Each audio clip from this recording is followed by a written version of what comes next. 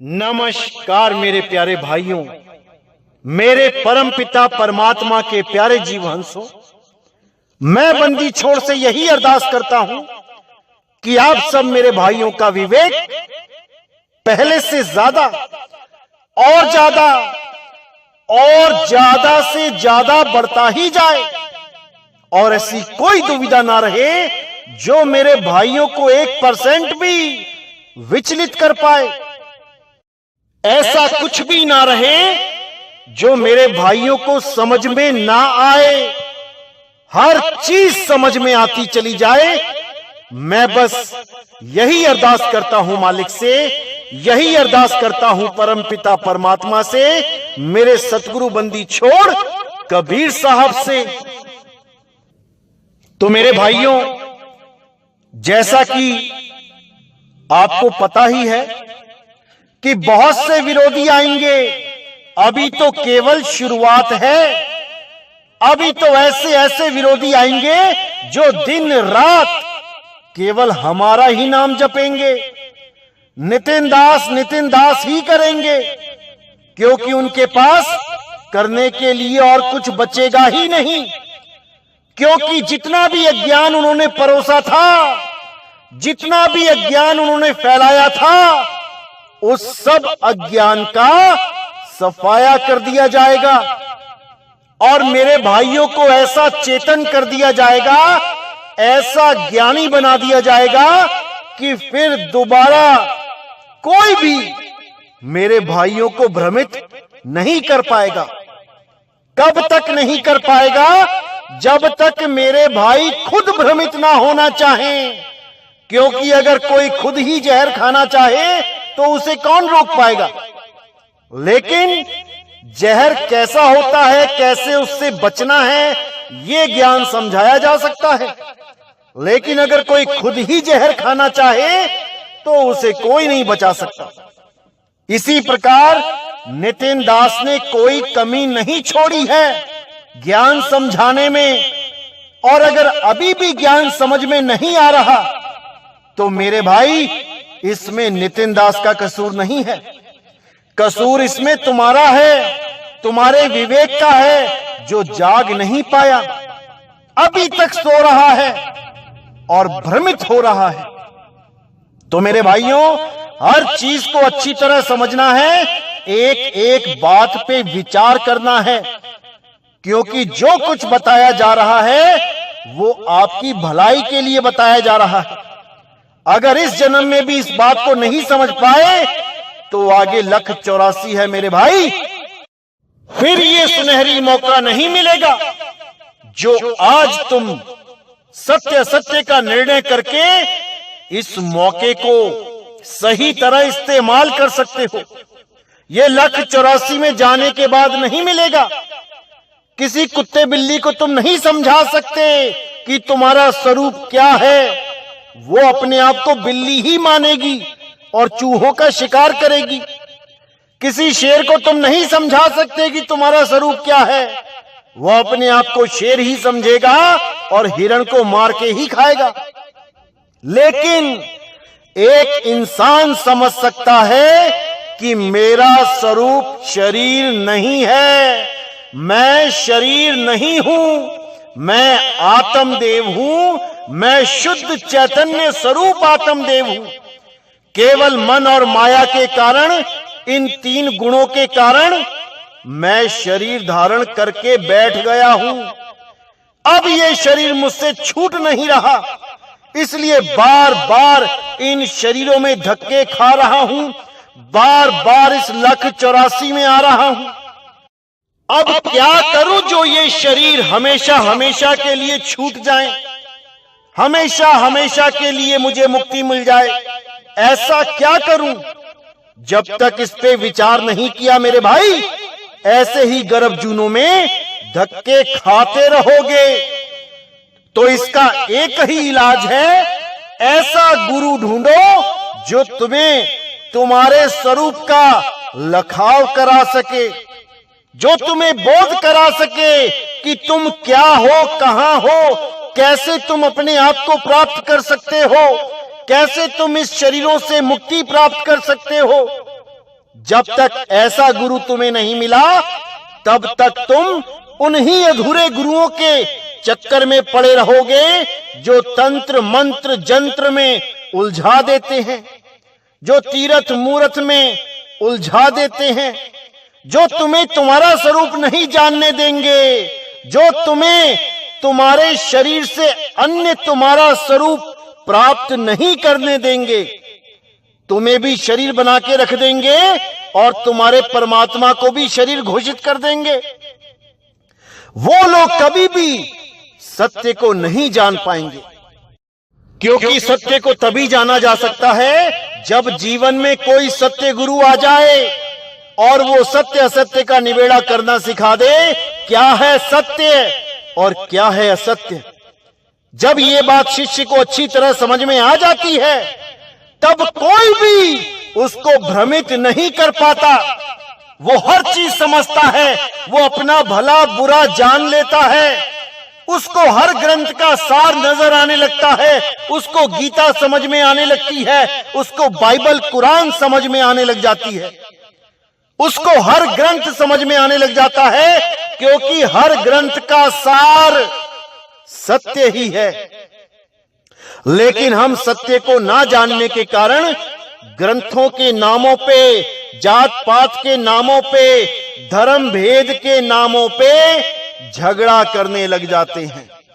दुविधा यही आती है। ये दुविधा कैसे खत्म होगी? ये तब खत्म होगी जब हम सब एक स्वरूप को प्राप्त कर लेंगे। कोई बड़ा नहीं, कोई छोटा नहीं, कोई ऊंचा नहीं, कोई नीचा नहीं, हम सब एक हैं। एक है मेरे भाइयों, एक है। बस हम पहचान नहीं पा रहे अपने आप को। कोई अपने आप को हिंदू मान के बैठ गया, कोई मुसलमान, कोई सिख, कोई ईसाई मान के बैठ गया, जबकि हम सब केवल और केवल इंसान हैं। अगर इस जून को देखा जाए तो ये इंसानी जून है और इंसानी जून का धर्म है इंसानियत। इंसानियत को अपनाओ और इंसान कहलाओ। जिस इंसान में इंसानियत ही नहीं है वो इंसान कहलाने लायक भी नहीं है, उसको जानवर की कैटेगरी में ही रखा जाएगा। वो केवल इंसानी जन्म को व्यतीत कर रहा है, इंसानी जन्म को जी नहीं रहा है। और जब तक वो इंसानी जन्म को जिएगा नहीं, जीना सीखेगा नहीं, जब तक वो जानवर ही कहलाएगा। तो मेरे भाइयों, सबसे पहले हमने इंसान बनना है, उसके बाद हमने उससे भी ऊंची अवस्था को प्राप्त करना है जिसे आत्म अवस्था कहते हैं। आत्म अवस्था को प्राप्त करने के बाद आप और परमात्मा दो नहीं रहेंगे। आत्म में राम, राम में आत्म, ऐसी अवस्था बन जाएगी कि आप दो नहीं रह पाओगे। घट घट मेरा साइया, सुनी सेज न कोई, बलिहारी वा घट की, जिस घट परगट होई। जिस भी घट में वो परमात्मा प्रकट होता जाएगा, अवस्था बदलती जाएगी। अब काम, क्रोध, लोभ, मोह, अहंकार की जगह क्षमा, संतोष, शील, दया, करुणा आ जाएगी।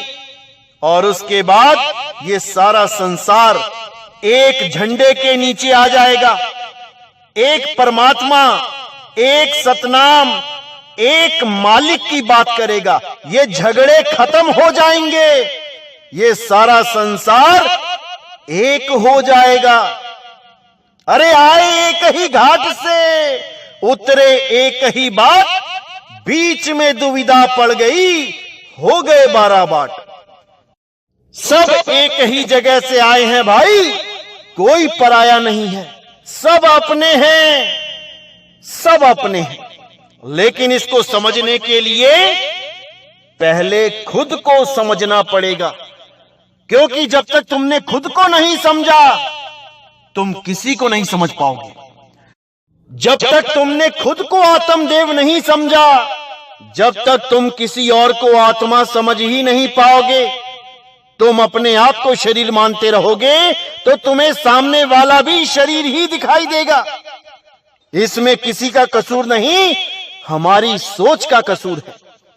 क्योंकि बहुत से ऐसे लोग हैं जो विरोध करते हैं और करते ही रहेंगे, और उनके विरोध करने का तरीका भी ऐसा होगा जाहिलों वाला, जिसको हम ज्ञानी भी नहीं कह पाएंगे, जिसको यह भी नहीं पता होगा कि विरोध करने का सलीका क्या होता है।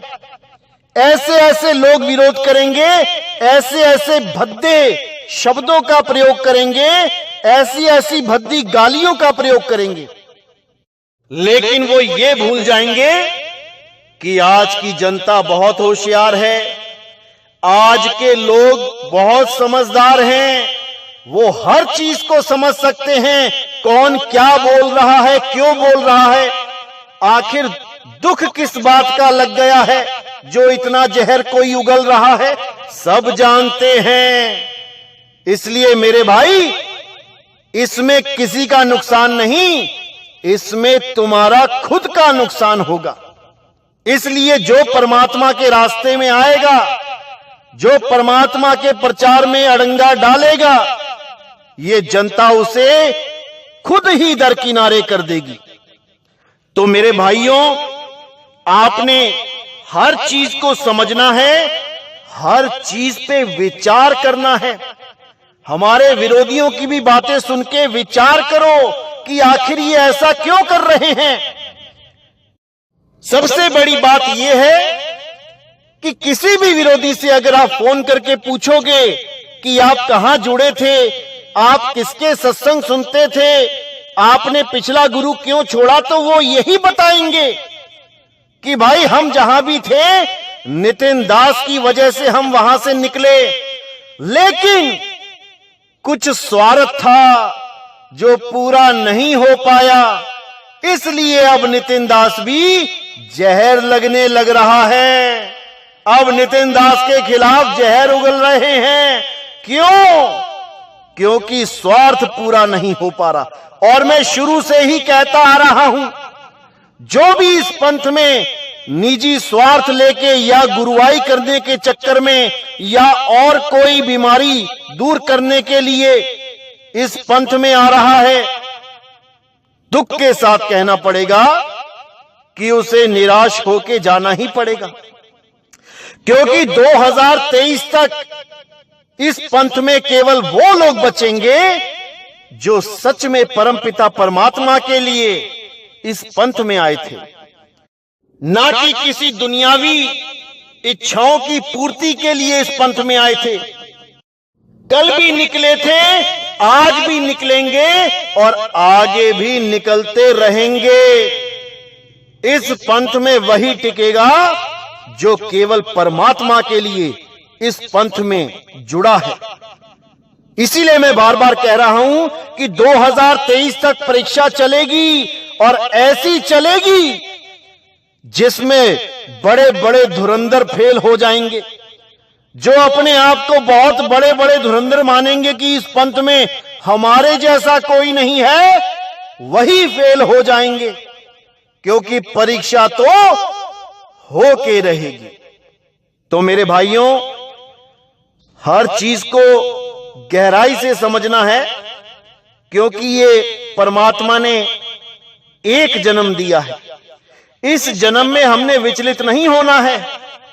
इस जन्म में हमने सत्य को प्राप्त करना है और हमें इन चीजों से फर्क पड़ना भी नहीं चाहिए कि कौन विरोधी क्या बोल रहा है, क्योंकि हमारा किसी से कोई मतलब होना ही नहीं चाहिए। हमें मतलब होना चाहिए अपनी मुक्ति से कि भाई मेरी मुक्ति इस पंथ में होगी या नहीं होगी। अगर इस पंथ में मुक्ति होगी तो आइए, आपका वेलकम है, और अगर इस पंथ में मुक्ति नहीं होगी तो भाई आप इस पंथ को छोड़ के कभी भी कहीं भी जा सकते हैं। कोई बंधन नहीं है, कोई रुकावट नहीं है, कोई आपसी मतभेद नहीं होगा। आपको कोई भी गलत बात नहीं बोली जाएगी कि आप गुरुद्रोही हो गए हो, आपने पंथ छोड़ दिया, आप नरकों में जाओगे। ऐसा कुछ नहीं है। आप जहां भी जाओ मालिक हमेशा आपका भला करे। नितिन दास यही अरदास करता है मालिक से। अगर आप किसी अधूरे पंथ में भी चले जाओ तब भी नितिन दास यही अरदास करेगा कि जो बची हुई आपकी परीक्षाएं हैं उस पंथ में, जो अभी आपने सिलेबस पूरा नहीं करा है, वहां पे परीक्षा दो, सिलेबस पूरा करो, रिजल्ट आएगा तब जाके आगे बढ़ जाना, अगले जन्म में आ जाना, कोई फर्क नहीं पड़ता। लेकिन जो सार शब्द का ज्ञान है वो इसी पंथ में है। अन्यथा केवल 52 अक्षरों का झुनझुना पकड़ा दिया जाएगा और सारी उम्र उन 52 अक्षरों को लेके बैठे रहना, इससे ज्यादा कुछ नहीं मिलने वाला। तो मेरे भाइयों 2023 तक इंतजार करते रहो और देखते रहो क्या से क्या होता जाएगा, क्योंकि 2023 के बाद ये पंथ पूरे विश्व में फैलेगा।